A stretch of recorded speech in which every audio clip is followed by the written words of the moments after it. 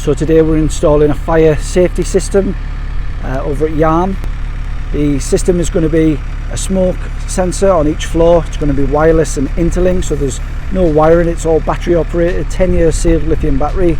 It's going to work on remote frequency, so there's no Wi-Fi needed.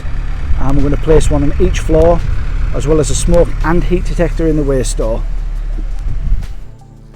So as I say, these devices are completely wireless, run on a 10-year lithium battery, which is sealed, which is needed under the current English and Scottish regulations.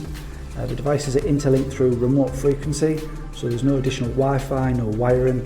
We've placed one on each floor, and testing of these is done by just a simple press on the test button, and they'll sound on all three of the floors. So the testing of a heat sensor is the same as a smoke detector. It's a simple press on the main button on the unit, and that will wirelessly alert all the other devices that have been paired to that group.